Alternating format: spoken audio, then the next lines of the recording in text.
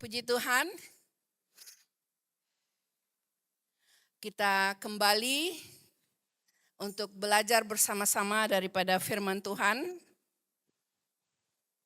Tetapi sebelum saya membawa kita kepada firman Tuhan, saya ingin kembali sedikit melihat apa yang kita sudah pelajari di dalam 3 hari ini, khususnya di dalam sesi yang dipercayakan kepada saya. Sebenarnya saya sangat merasa terharu dan tersentuh karena kamu gereja ARC sangat menekankan kelompok sel atau sel group, ya. Itu adalah satu hal yang sangat penting di dalam pertumbuhan gereja dan juga terlebih pertumbuhan rohani. Jadi saya harap supaya jemaat-jemaat semua, anggota jemaat semua sudah berdaftar di dalam sel group, ya. Karena gereja terlalu besar untuk melihat keperluan individu-individu, tetapi bila kita di dalam kelompok kecil, kita boleh merasa belong to the church, merasa berada di dalam sebuah community iman, ya. Jadi saya sangat berbangga kepada pemimpin-pemimpin gereja dan juga para pastor yang bekerja melayani di sini karena mengutamakan pelayanan sel group, ya. Dan untuk di dalam sel group sebenarnya pelajaran itu tidak seperti khotbah hari Minggu, ya. Khotbah hari Minggu itu hanya satu arah saja, one way. Kalau jemaat ada pertanyaan pun mereka tidak dapat angkat tangan dan bertanya. Tetapi di dalam sel group itu boleh two ways learning kata educators, ya. Dua arah belajar. Pemimpin bercakap dan kamu pun boleh berinteraksi. Jadi keperluan-keperluan rohani kamu atau pertanyaan-pertanyaan pengetahuan tentang Alkitab, kamu boleh mendapat tahu yang kamu perlukan, ya. Jadi saya mendorong supaya semua anggota gereja boleh mendaftar di dalam sel group. Dan saya mendengar, saya harap mungkin one of the highest ranking dalam keanggotaan sel group mungkin adalah Airport Road. Beri tepuk tangan untuk kamu sendiri. Maksudnya kamu adalah gereja yang mempunyai sel group, anggota sel group yang hampir memenuhi seluruh anggota jemaat, maksud saya.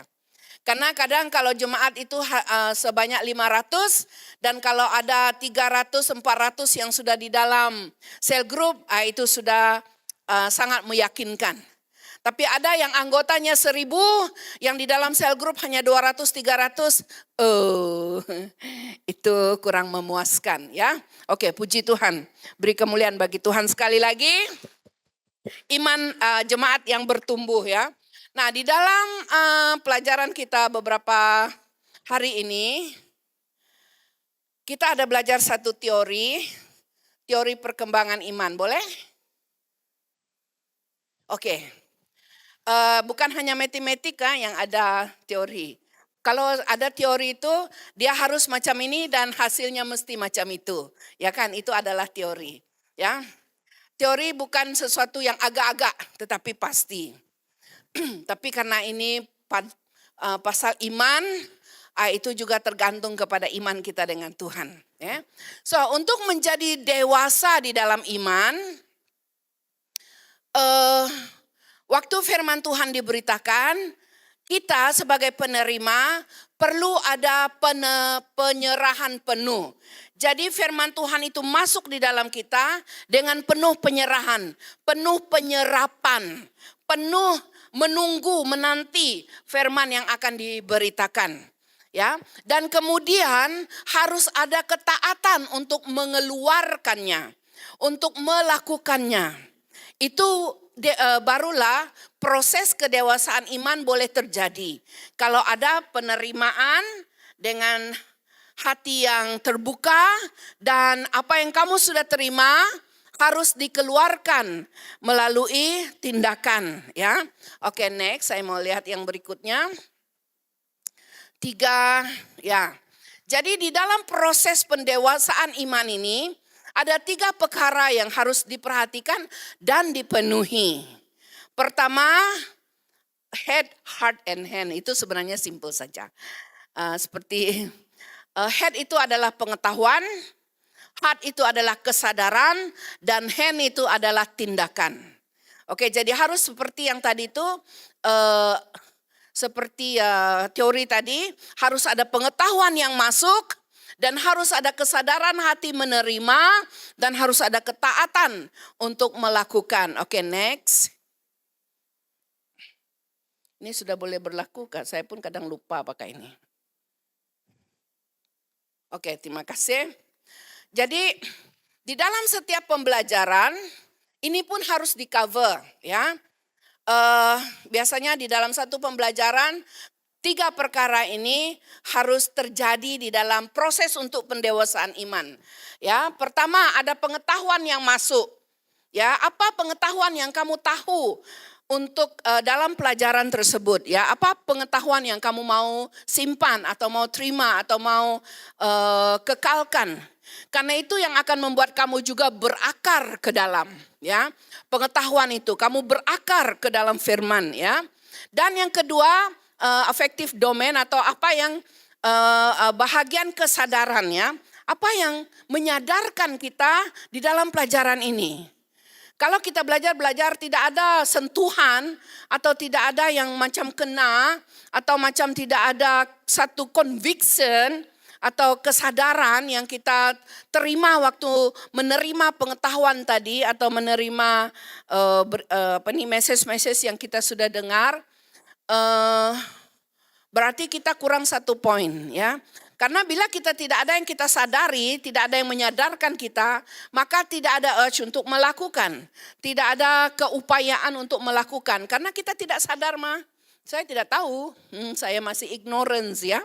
Jadi kalau kita tidak tahu, tidak sadar, maka tidak ada yang kita mau lakukan. Jadi perlu ada 3 perkara ini. Kamu ada tahu sesuatu, kamu sadar sesuatu, dan kamu melakukan apa yang sudah disadarkan kepada kamu. Oke, ya. Jadi kami belajar daripada format Lawrence Richard. Ya, buku ini sudah lama. Buku ini sudah tahun 1976 dikeluarkan. Tetapi mungkin banyak guru-guru yang belum berhasil untuk atau belum menemukan buku ini, ya. Dan sejak saya masuk di sekolah teologi, menyelesaikan saya punya bachelor dalam tahun 1990-an, buku ini sudah diperkenalkan kepada saya dan saya sangat tersentuh, ya. Saya sangat terbuka pikiran saya bila saya melihat rancangan mengajar ini.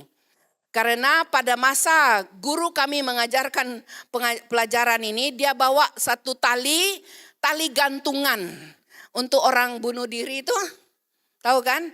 Tali yang ada bulat macam tuh, ya. Dia bawa di kelas dan dia gantung di kelas. Kami semua heran, siapa yang mau dihukum gantung hari ini? Ya. Ternyata karena semua pelajaran-pelajaran kita, even di Sunday School, di teenager, di cell group juga mungkin, semua sampai aplikasi saja. Aplikasi itu hanya cakap saja. NATO, no action, talk only. Kamu semua tahu NATO kan? NATO, no action, talk only. Jadi aplikasi itu hanya NATO. Maksudnya adalah yang ada kesadaran untuk melakukan. But most of the time karena dia tidak ada action, jadi dia hanya NATO. So, dia katakan, kalau kamu hanya sampai aplikasi saja mengajarkan, especially your Sunday school, maka anak-anak itu belajar, mereka banyak tahu tentang firman Tuhan, tetapi tidak tahu melakukannya. Itu sebabnya kita menghasilkan generasi yang cakap tak serupa bikin. Karena kita mengajar mereka tahu, tidak ada tempenya. Oh, tempe itu orang Indonesia suka. Itu hanya entertainment sekejap. Jadi tahu, tapi tidak ada perbuatan atau tindakan selepas kamu tahu sesuatu. Ya, jadi kalau istilah guru kami itu, kita gantong mereka, kita masukkan dia di tali gantungan, hanya sampai aplikasi, tidak sampai ke bawah, tidak sampai betul-betul injak dasar, tidak ada action, ya. Dia katakan tidak ada action, jadi itu hanya menggantung student. So lama-lama kita boleh mati, ya. Jadi itu sebab saya ingat sangat pelajaran tuh, karena dia bawa tali gantungan tuh, ya.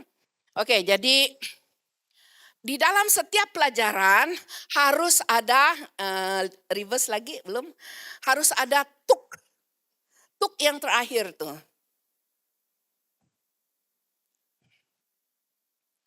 Tuk itu adalah real tindakan, ya, tindakan yang nyata. Macam semalam kami sudah buat, ya. Saya list down apa mereka punya tuk, ya. Dan most of them sudah dapat apa itu tuk.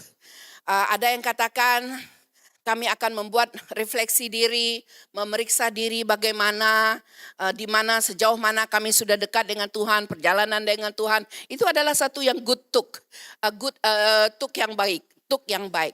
Dan ada juga yang katakan selepas pelajaran ini, karena itu cerita tentang The Good Samaritan, ya. Kami akan keluar dan melihat kalau ada orang yang sakit, kami boleh ceritakan tentang cerita ini kepada mereka. Itu adalah satu good tuk. Ya, tapi pastikan yang kita buat sama-sama di dalam grup supaya saling mengingatkan satu dengan yang lain melakukan firman Tuhan. Dan ada juga yang mengatakan selepas pelajaran ini kami akan mendoakan salah satu saudara kami yang sakit, to show your care, your concern, ya.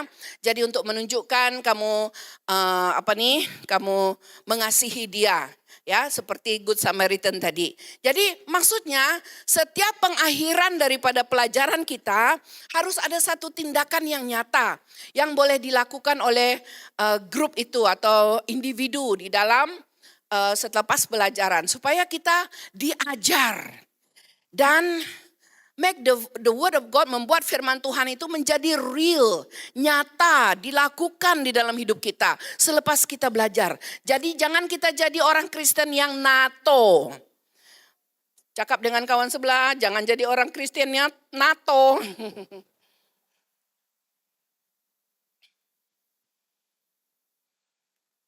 Ada lagi kah? Habis sudah. Oke, good. Terima kasih. Oke, jadi itu adalah sebagai peringatan. Dan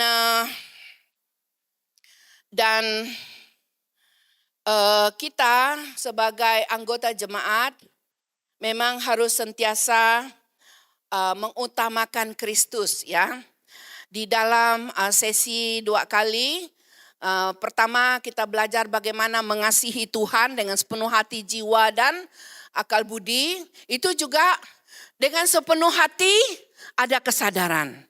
Dengan sepenuh jiwa itu ada sepenuh jiwa ada pengetahuan atau ada keluar dari kepribadian kamu. Itu mengasihi Tuhan dengan sepenuh jiwa dan dengan penuh akal budi. Ada pengetahuan yang masuk di dalam pikiran kamu sehingga kamu mempunyai dasar yang kuat dalam firman Tuhan. Ya, itu arti mengasihi Tuhan dengan sepenuh hati, jiwa, dan akal budi. Sama juga ada pengetahuan yang masuk, ada kesadaran yang dirasa, dan ada dilakukan. Ya, sepenuh jiwa. Jiwa itu adalah satu kepribadian kamu, who you are.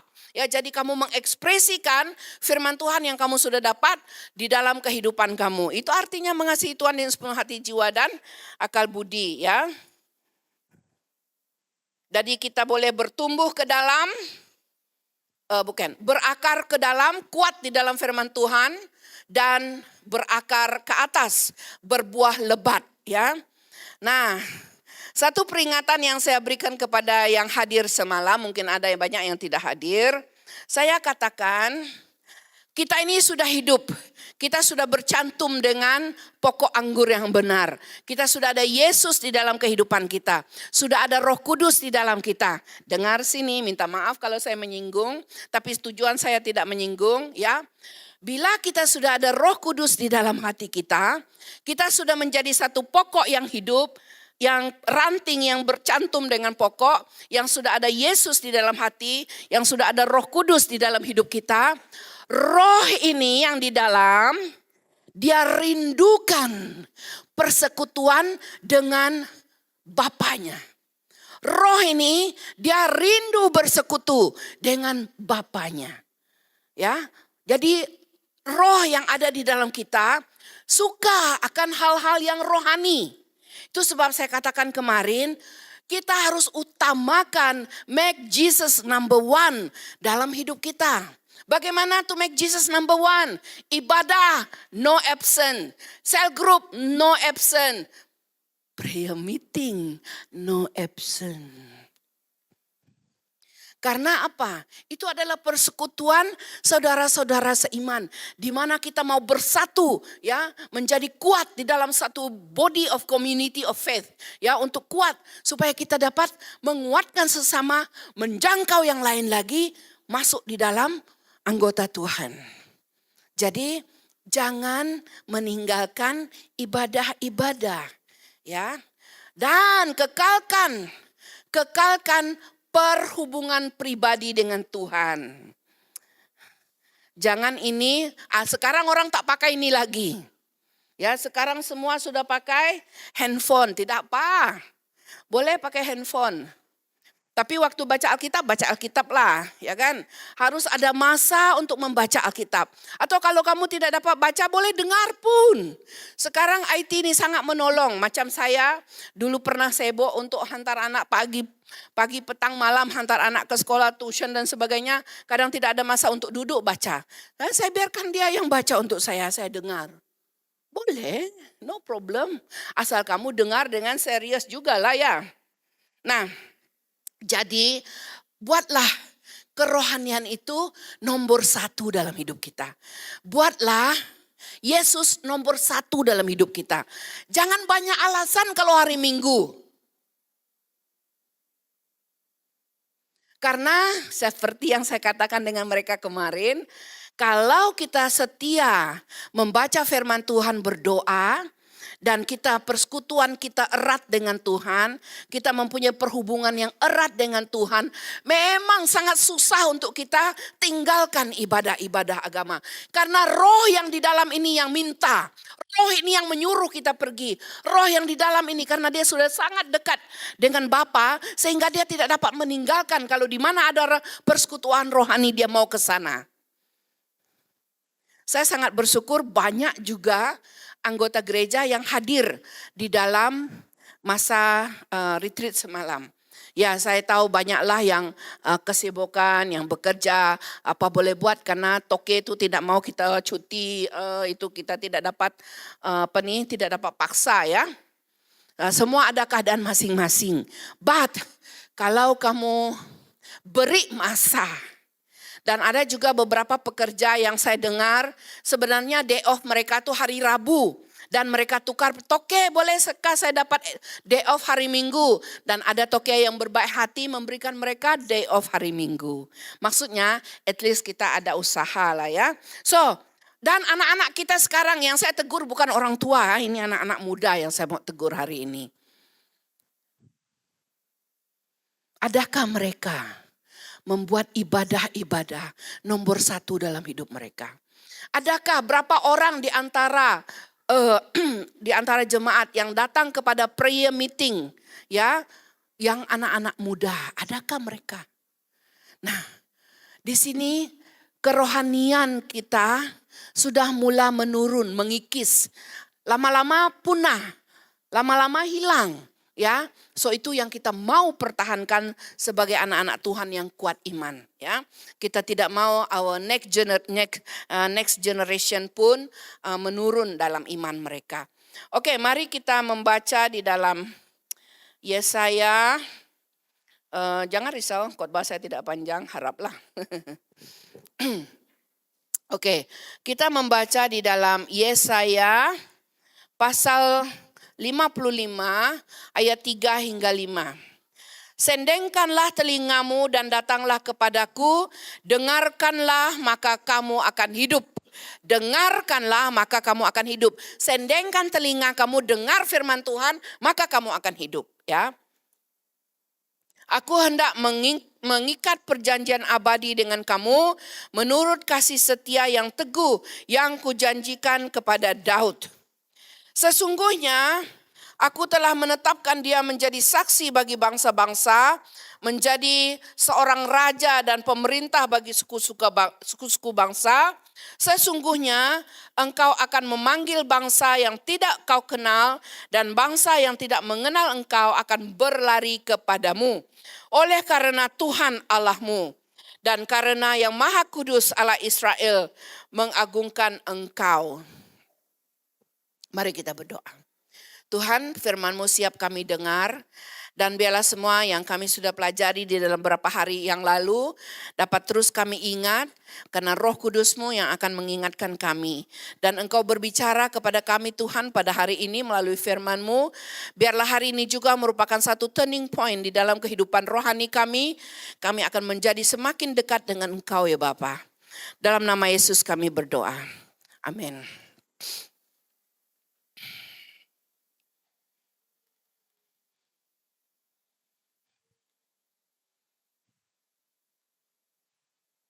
Kita melihat Yesaya berbicara tentang Raja Daud dan Israel. Ya, Yesaya berbicara tentang Raja Daud dan Israel. Yesaya hidup 200 tahun selepas Raja Daud. Ya, Yesaya hidup 200 tahun selepas Raja Daud. Nah, kita melihat apa yang diungkapkan oleh Yesaya. Ya, Yesaya sedang melihat kembali bagaimana keagungan kerajaan Israel pada masa Raja Daud yang memerintah. Jadi dia mau mengingatkan bangsa Israel supaya hidup seperti Raja Daud lagi kembali. Supaya kamu akan lihat dia katakan bangsa-bangsa yang kamu tidak kenal akan berlari kepadamu. Karena mengingat pada masa kerajaan Daud dan Salomo, Ratu Seba dari Afrika datang melihat keagungan kerajaan Daud pada masa itu. Dan banyak orang mengagumi kerajaan Israel pada masa Raja Daud dan Raja Salomo. Ya, jadi itu yang diingatkan oleh Yesaya kepada bangsa Israel pada masa dia berbicara ini. 200 tahun selepas Raja Daud hidup ya. Dan kalau kita melihat bagaimana kehidupan Raja Daud dan juga bangsa Israel. Kita melihat bangsa Israel pada masa ini ya. Pada masa dahulu kerajaan Israel atau bangsa Israel adalah satu negara yang sangat kecil tetapi mengherankan dunia ya. Satu negara yang membuat negara-negara besar, negara raksasa boleh terkagum dengan bangsa Israel, even sampai sekarang ya. Ada satu kejadian yang saya rasa ada beberapa di antara kamu yang tahu. Waktu Israel mula membangun bangsanya 1948 ya, bangsa Israel ditubuhkan 1948 dan selepas itu mereka ada perang dengan jiran-jiran mereka, negara-negara yang di sekitar mereka. Kamu tahulah negara apa yang sekitar mereka. Dan negara itu besar-besar seperti tengok tuh, ada Syria, ada Irak, ada Jordan, ada semua ya besar-besar ya. Dan Israel kamu tengok hanya one dot, small dot di tengah map itu ya kan. Tetapi satu masa itu mereka perang dengan negara-negara jiran ya, dan tak disangka-sangka mereka menang. Ya, yang dikenal di dalam YouTube kamu boleh dengar tengok cerita itu 6 days war ya, 6 hari perang. Kamu boleh tengok ada. Jadi ini satu yang juga mengherankan, di mana bangsa-bangsa Israel ini dari dulu kala banyak negara yang takut dengan mereka. Ya, karena apa? Pada masa Raja Daud dan Raja Salomo, mereka terkenal orang yang takut akan Tuhan. Ambil teks Yesaya 55 ayat 5 ya, di mana dikatakan ayat 5, sesungguhnya engkau akan memanggil bangsa yang tidak kau kenal, dan bangsa yang tidak mengenal engkau akan berlari kepadamu, oleh karena Tuhan Allahmu dan karena yang Maha Kudus Allah Israel yang mengagungkan engkau ya. Jadi kita akan melihat apa yang terjadi pada masa kerajaan Daud ya. Nah, kita melihat konteks dulu. Dalam Yesaya pasal 55 ayat 3 hingga 7, sebenarnya itu adalah janji-janji berkat ya. Yang ayat 1 hingga ayat 2 adalah janji berkat fisikal. Dan ayat 3 hingga ayat 5 adalah janji dipimpin oleh Tuhan. Dan di sini rahasia yang kita akan lihat bagaimana Raja Daud dipakai oleh Yesaya untuk mengatakan, memancarkan dan mengisytiharkan Kristus ya. Dan yang 5 hingga 7 yaitu janji pengampunan. Oke, yang pertama, perjanjian Daud. Perjanjian Daud. Perjanjian. Saya rasa saya sudah pernah ya bercakap pasal perjanjian. Jadi perjanjian ada 3 yang saya tahu lah, mungkin banyak lagi yang lain, tapi saya hanya pilih 3 atau saya hanya tahu 3. Perjanjian di dalam bahasa hanya satu saja, janji ya kan. Tapi dalam bahasa Inggris ada 3 yang saya boleh pakai. Pertama, promise. Okay, tomorrow we promise to eat in the kedai tomorrow. Tomorrow promise 8 o'clock, janji 8 o'clock. Tunggu 8 o'clock tak datang. Okay, seorang tak datang, seorang pergi. Tidak apa, lupakanlah. Okay, next time. Itu promise, tidak ada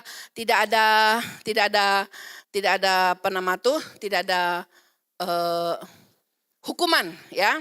Dan yang kedua, treaties. Treaties juga perjanjian antara negara dan negara ya. Mereka janji untuk bekerja sama dalam minyak, dalam apa saja ya.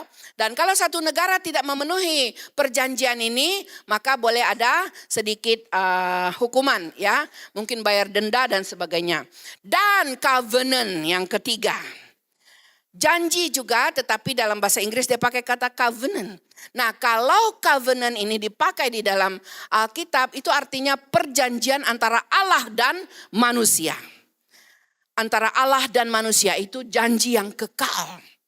Janji yang tidak akan pernah dilupakan oleh Tuhan. Sekali Allah sudah berjanji dengan kamu, janji tetap janji ya. Bukan janji tinggal janji ya. Kan ada satu lagu dulu, janji-janji tinggal janji. So covenant bukan janji tinggal janji, tetapi janji tetap janji ya. Jadi covenant adalah perjanjian antara Allah dan manusia. Nah, ingat pada masa Allah mulakan perjanjian dengan Abraham, apa yang dia lakukan? Masih ingat? Saya rasa saya pernah bercakap pasal perjanjian darah ya. Jadi waktu Allah berjanji dengan Abraham, mereka mau seal that covenant, mereka mau sahkan covenant itu. Allah menidurkan Abraham. Abraham tidur lena sehingga dia tidak bangun waktu perjanjian itu mau desain ya, mau dicop, mau diapakan, di seal ya. Sehingga Allah sendiri saja yang seal the covenant, yang sign the covenant. Allah saja, karena Allah saja yang boleh menunaikan covenant tersebut. Karena manusia ini kan tak setia, kadang iya hari ini esok tidak ya. Jadi Allah yang berjanji. So kita melihat janji Daud ini ya. Janji kita kenal di dalam perjanjian lama Davidic Covenant atau perjanjian Daud. Jadi ingatlah perjanjian dia katakan kepada Daud. Oke, saya akan baca dalam ayat 3. Sendengkanlah telingamu dan datanglah kepadaku, dengarkanlah maka kamu akan hidup. Dan aku hendak mengikat perjanjian abadi dengan kamu menurut kasih setia yang teguh yang kujanjikan kepada Daud. Ya. Jadi janji Daud itu akan dibawa oleh terus kepada keturunannya kalau mereka dengar firman Tuhan. Itu sebabnya dia katakan, kalau kamu dengar firman Tuhan, kamu akan hidup. Ya, perjanjian itu akan tetap terlaksana. Nah, kita semua adalah anak-anak perjanjian, betul? Kita semua sudah menerima Roh Kudus di dalam kita sudah dihidupkan, kita sudah ditebus, kita sudah menjadi anak Allah.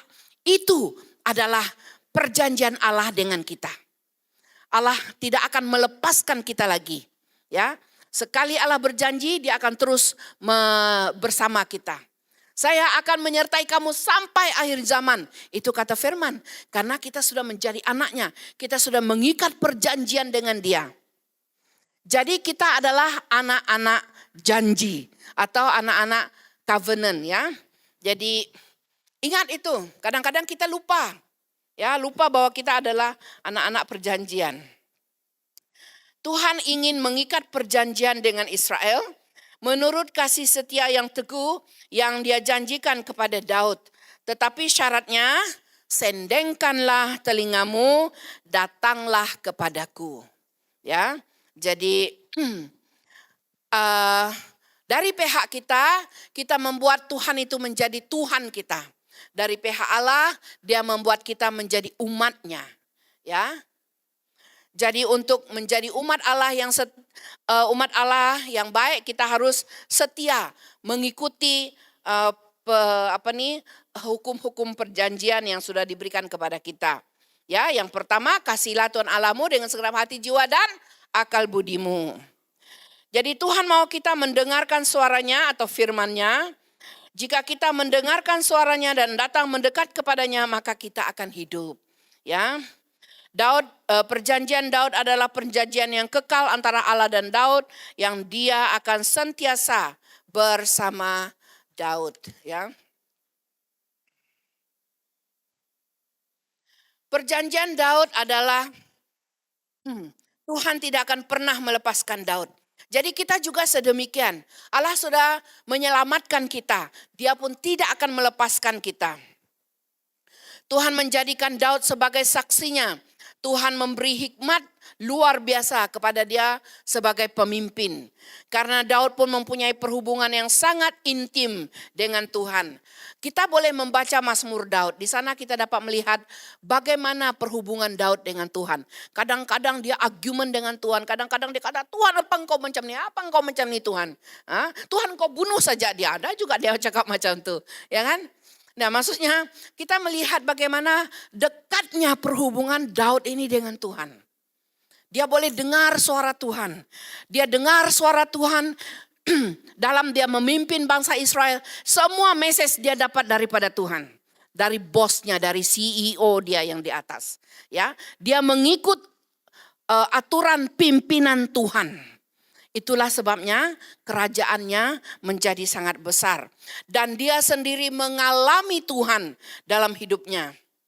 Kalau kita lihat, ya biasanya antara raja-raja yang berperang, jarang raja yang boleh memberikan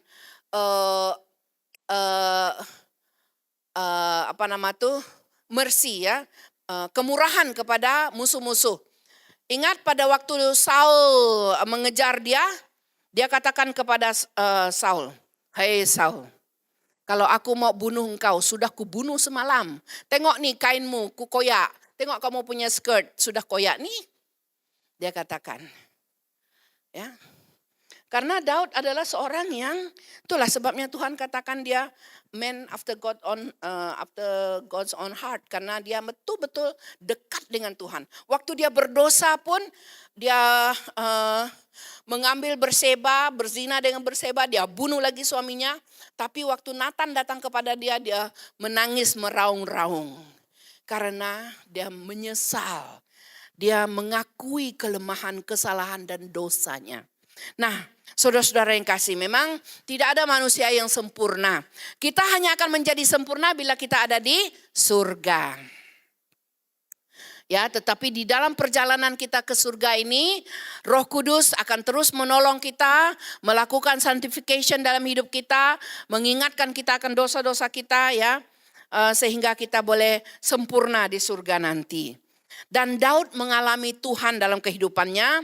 Daud memimpin atas dasar apa yang dia dengar daripada Tuhan. Daud memimpin bukan atas popularitinya dan memberi apa yang orang mahukan, ya. Tetapi Daud memimpin atas dasar apa yang dia dengar dari Tuhan. Dia menyaksikan apa yang dari Tuhan dan memberitahukannya kepada rakyat, ya.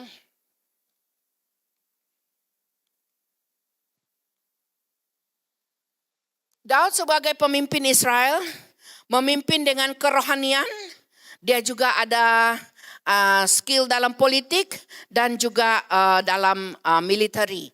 Ya, Daud mempunyai kemampuan dalam semua ini karena dia dekat dengan Tuhan. Kan Tuhan adalah sumber hikmatnya. Tuhan adalah sumber kreativitinya. Tuhan adalah sumber ideas, ya, daripada Tuhan. Jadi karena dia dekat dengan Tuhan, ya, connection dia lancar, tidak ada blockage, ya, tidak ada yang blok-blok message yang datang daripada Tuhan. Ya, jadi dia lancar dengar karena perhubungannya dekat dengan Tuhan. Jadi itu sebabnya dia sangat mantap di dalam kepemimpinannya. Daud memimpin dengan memberi teladan rohani dan melayani sebagai seorang gembala. Seorang hati hamba, ya, dia melayani dengan hati hamba. Walaupun memiliki hati seorang gembala, tetapi Daud memimpin dengan kebijaksanaan karena dia dapat mengenal hati Allah, ya. Nah, yang kedua, menjadi saksi bagi Tuhan. Dalam ayat 4 dan 5, sesungguhnya aku menetapkan dia menjadi saksi bagi bangsa-bangsa, sesungguhnya engkau akan memanggil bangsa yang tidak kau kenal, dan bangsa yang tidak mengenal engkau akan berlari kepadamu, oleh karena Tuhan Allahmu, dan karena yang Maha Kudus Allah Israel yang mengagungkan engkau. Nah, saudara-saudara yang kekasih, kebesaran Raja Daud datang pada perhubungannya dengan Tuhan, ya. Jadi dia menjadi besar, kerajaannya termasyur, kerajaannya hebat, ya. Israel mencapai golden age mereka, masa keemasan pada masa pemerintahan Raja Daud dan Raja Salomo. Dan dia memimpin dengan hati, bukan dengan hikmat manusia. Dengan hati Tuhan, bukan dengan hikmat manusia. Itulah yang membuat dia menjadikan dia saksi bagi bangsa-bangsa. Ini dapat nyata, dalam sejarah kita boleh lihat bagaimana bangsa-bangsa lain memang sangat mengagungkan kerajaan Raja Daud pada masa itu. Sehingga orang hormat kepada Raja Daud. Tidak semua orang sempurna, Raja Daud pun tidak sempurna. Tetapi di dalam ayat-ayat 6 dan 7 dia menyatakan dia datang kepada Tuhan, dia mohon pengampunan dan juga dia meninggalkan jalan-jalan orang fasik. Itu adalah kepribadian Daud, ya. Dan Daud dikenal sebagai seorang after God's own heart, berkenan di hati Tuhan karena perhubungan yang rapat dengan Tuhan. Daud memimpin dengan hati Tuhan, bukan dengan mencari keuntungan pribadi. Daud menjadi saksi sehingga bangsa-bangsa datang kepadanya. Jadi Daud melakukan apa yang dia percayai. So kalau kita melihat Daud ini, Dia terima daripada Tuhan, pengetahuan dia terima daripada Tuhan. Dan of course karena kesadaran yang diberikan oleh Roh Kudus di dalam dia, dia melaksanakan. Ya, head, heart, and hand. Daud pun melakukan semua ini di dalam kehidupannya sehingga dia menjadi seorang yang setia. Mari kita sama-sama sebut head, heart, and hand. 1, 2, 3. Head, heart, and hand. Barulah kita boleh menjadi dewasa di dalam iman.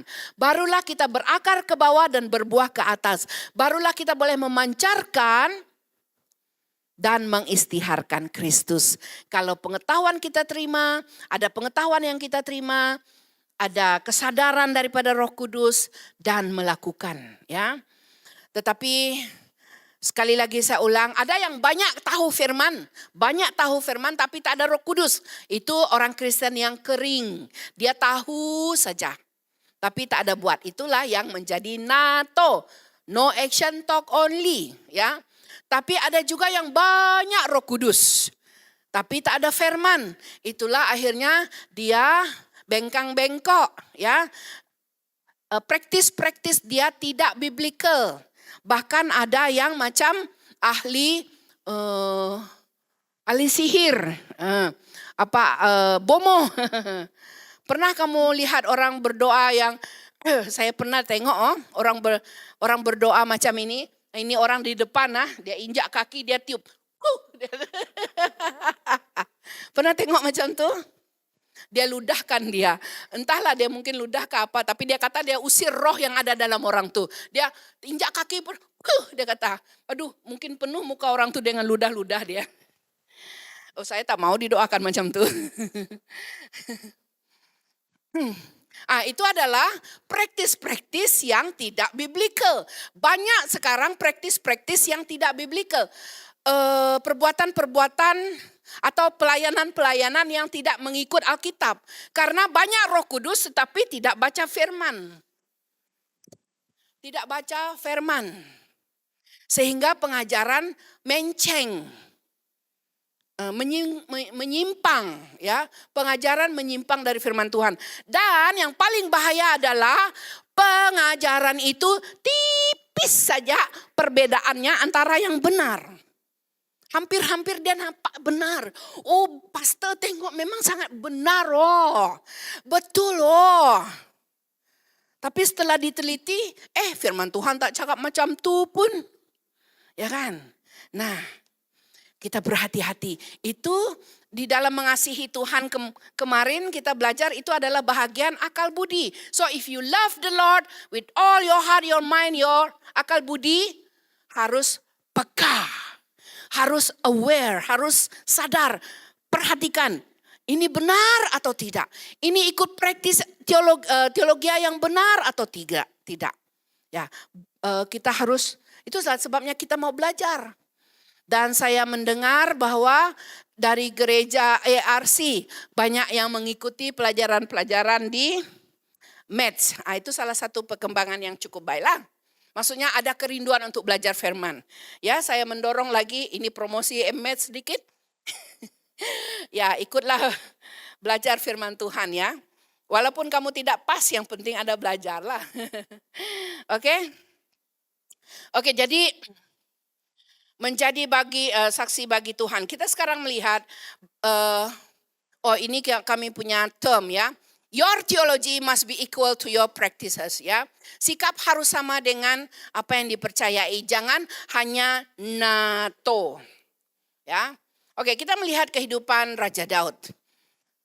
Semasa dia kecil menjadi gembala, dia tidak merasa dibuli. Kan abang-abangnya pergi buat apa saja yang bagus-bagus. Dia disuruh jaga gembala di padang yang panas-panas. Nah, bagaimana kita dapat melihat bahwa Daud ini tidak komplain masa disuruh menjaga domba? Kamu tahu apa yang dia bawa bersama dia? Pada masa dia pergi menggembala domba, ada satu alat yang sangat terkenal. Saya tidak tahu kita adakah di sini atau tidak. Mungkin di sini kita pakai gitar lah kan. Tapi dia kecapi. Dia bawa kecapi dia dan main sementara menjaga domba. So itu membuat kita memperhatikan bahwa memang Daud ini punya hati yang joyful ya, yang sukacita. penuh damai sejahtera, tidak merasa dibully, oke? Dan Masa melawan Goliat, dia tidak gentar melawan musuh. Dia yakin, confident, percaya kepada Tuhan. Dia abang-abang dia cakap, semua yang lain cakap, kau tikus kecil, apa kau mau lawan Goliat tuh? Tapi Daud kata, I am not a tikus kecil. Saya pergi dengan nama Tuhan, dia kata. Ya, so lihat confident Daud ini ya. Dan kemudian waktu masa dia diurapi Samuel, sampai dicari lagi di padang. Samuel kata, ini semua ke anak kamu? Tidak, ada satu lagi yang buruk-buruk muka, yang sudah hangus kebakaran api, kebakaran sunburn ya. Ada dia di padang sana, bawa dia sini, kata Samuel. Sekali Samuel tengok dia, oh inilah yang akan diurapi. Dia tidak kata, kamu orang di rumah putih-putih, aku pula yang kena pilih. Mana dia cakap macam tu? Ya kan? Dia dia yang dipilih, tetapi dia tidak membanggakan diri dengan saudara-saudaranya, ya. Dan Masa dikejar Saul, dia tidak membalas dendam. Masa dipuji oleh rakyat setelah mengalahkan Goliat, dia tidak terus menjatuhkan Saul. Dia katakan kepada Saul, saya tidak akan menyentuh orang yang diurapi. You know, kamu tangkap kata-kata ini ya. Memang Saul sangat benci kepada Daud. Kalau boleh Daud bunuh saja, dia habis cerita. Tapi Daud katakan, saya tidak akan menyentuh orang yang diurapi. Kalau kamu belum baca Kejadian, baca Kejadian. Ada tulis di sana ya. Jadi masa berperang, Daud mengalahkan musuh-musuh di sekelilingnya ya. Dan Daud membangun bait Allah. Dia tidak membangun bait Allah. Memang Allah suruh dia membangun bait. Memang dia diminta untuk bangun bait Allah, tetapi bukan dia yang akan membangun. Kalau dia mau kepujian, kalau dia mau nama, untuk apa dia bagi anaknya Salomo ya kan? Dia boleh bangun, dia boleh ada ini. Tapi dia katakan tidak. Tangan saya penuh darah. Dia sadar siapa dia. You know? Jadi Daud ini dia adalah seorang yang sangat-sangat, oke kita next, see next ya. Ini adalah kepribadian Daud ya. Kenapa dia boleh menjadi dipakai oleh Yesaya ini untuk memberitakan satu message yang memancar dan mengisytiharkan Kristus. Karena pertama, kita lihat kerohanian dia. Bila ditegur dia sadar dan bertobat. Dan emosi, bila dipuji dia tidak sombong.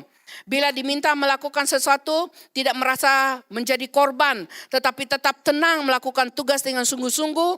Tetap tenang walaupun kapal pecah. Jadi Daud ini emosinya sangat stabil. Ya, dia tidak berbangga kepada saudara setelah dia dipilih oleh Samuel. Dia tidak melompat-lompat dan menjatuhkan Saul waktu rakyat memuji-muji dia waktu mereka pulang perang, ya. Dan secara mental, dia tidak takut dengan musuh. Tetap tenang mengatur strategi. Itu orang yang ada hikmat. Orang yang ada hikmat daripada Tuhan. Dan sosial, dia disukai rakyat, ya. Dan secara intelek dia mempunyai pengetahuan yang cukup dalam bidangnya, strategi perang yang sangat hebat sehingga banyak musuh dikalahkan. Jadi saudara-saudara yang kekasih, itulah kepribadian Raja Daud ya. Nah, jemaat yang kekasih, jemaat yang memancarkan dan mengisytiharkan Kristus. Apakah kualiti hidup Daud yang membuat orang tertarik kepada dia? Apa yang membuat hidup kita boleh memancarkan dan mengisytiharkan Kristus? Mari kita melihat ini sekali lagi. Perhatikan kehidupan kita masing-masing. Bagaimana kerohanian kita? Adakah kita sudah mengutamakan Kristus dalam semua hal dalam kehidupan kita? Adakah kita, hari ini saya tidak dapat pergi ke gereja karena kain saya masih banyak yang kotor belum cuci. Atau, saya tidak ke gereja hari ini karena saya belum pergi pasar lagi. Saya tidak dapat ke gereja karena pinggan masih bertumpuk. Malam pun kau boleh cuci pinggan, bah. Gereja mana ada malam boleh ikut kau, ya kan? Senyumlah sikit ya. Oke, jadi kerohanian, bagaimana kerohanian kita? Adakah kita sudah membuat Yesus nomor 1 dalam hidup kita? Adakah perhubungan pribadi kita dengan Tuhan sudah sudah oke, sudah tidak ada blockage, tidak ada yang menghalang. So, saya katakan dengan mereka berkali-kali semalam, tidak ada shortcut untuk menjadi dewasa di dalam Kristus. Tidak ada shortcut untuk bertumbuh, berakar ke bawah dan berbuah ke atas. Tidak ada shortcut selain daripada kita setia membaca firman, berdoa, bersekutu dengan saudara-saudara seiman. Itu saja, no shortcut. Dan bila kita setia membaca firman, roh kita ini merindukan kerohanian itu, maka akan terlihat dari kehidupan kita setiap hari. Dari kita kepribadian kita akan ternampak. Ya, we love to serve, we love to come fellowship. Kita suka untuk hal-hal yang rohani. Bila itu adalah seminar, wah semua pergi. Karena itu memenuhi makanan rohani dia. Amin. Tak apalah, lain kali amin pasti hebat, ya kan? Atau sekali lagi, amin. Wah, hebat. So next time, Pastor kalau buat seminar lagi, saya percaya 300 people will come. Ya. Oke. Dari segi emosi. Adakah emosi kita masih tidak stabil? Orang yang emosi tidak stabil itu contohnya seperti cepat cemburu, cepat merasa tersinggung, cepat sedikit orang buat salah kita mundur, ya. Sedikit orang cakap kita menghilangkan diri, itu emosi. Mental, adakah kita bertahan tetap ya melawan musuh-musuh kita? Melawan roh-roh jahat yang mungkin mau menidurkan kita pada hari Minggu pagi. Oh, setan keluar, saya mau ke gereja. Amin. Suruh anak kamu sembahyang malam-malam. Setan jangan kacau saya pagi Minggu. Supaya dia boleh bangun pagi dan ke gereja. Dan secara sosial. Adakah kita di mana-mana kita berada orang menyukai atau kita membawa damai sejahtera kepada orang di mana kita berada? Atau kita orang yang sangat negatif. Kalau kita adalah orang yang sangat negatif, memang orang tak suka. Ya. Karena bila orang tuh negatif, akhirnya semua hati pun jadi macam tuh. Ya, jadi intelek ya kita mempunyai perlu menggali firman Tuhan, ya, menggali firman Tuhan. Firman bagi jemaat yang sudah dewasa, ya, memang banyak devotion yang ditulis oleh orang-orang di internet, di mana-mana, ya. Tetapi bagi seorang yang sudah melangkah ke dalam, biarlah morning devotion kamu itu, kamu menyelidiki firman ini. Karena sekarang banyak komentari ya. Kalau kamu tidak tahu komentari mana yang biblical, kamu boleh tanya pastor, komentari ini baguskah? Boleh dipercayakah? Kamu belajar sendiri, pakai komentari, menyelidiki firman, apa maksud firman tersebut. Contohnya seperti salah satu the armor of God tuh, senjata Allah itu. Dia katakan berkasutkan kerelaan memberitakan Injil. Kalau kita perhatikan apa hubungannya kasut dengan memberitakan Injil. Tetapi itu ada meaning yang sangat dalam yang perlu kita gali. Sehingga penterjemah itu melukiskan dia seperti itu. Nah, saudara-saudara yang kekasih, marilah kita memberi hidup kita untuk Tuhan. Dan no shortcut. Katakan dengan orang yang sudah tidur tuh, no shortcut. Mesti baca firman setiap hari, ya. Seperti yang saya katakan dengan mereka semalam, memang sekarang hidup kita sangat sibuk. Saya tengok apalagi yang ada anak sekolah sekarang kan, pukul 6, pukul 5:30 sudah jalan dari rumah. Memang sangat sibuk. Kemudian mau pergi kerja lagi. But don't worry, kamu punya kereta.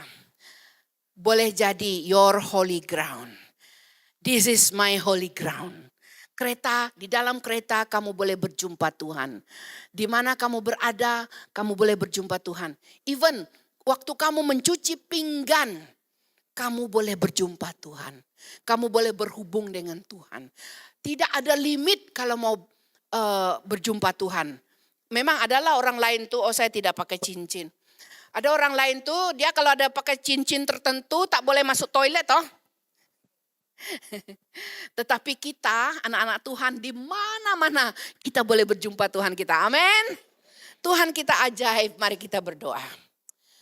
Tuhan, terima kasih untuk hari ini. Kami sudah banyak mendengar firman-Mu, dan biarlah firman-Mu itu ya Tuhan, Engkau kerjakan di dalam hati kami, memprosesnya sehingga keluar di dalam kehidupan kami setiap hari. Sehingga kami dapat mengatakan, kami mengasihi Engkau dengan sepenuh hati, jiwa, dan akal budi kami. Terima kasih Bapa, di dalam nama Yesus kami sudah berdoa. Amin. Terima kasih, Tuhan memberkati.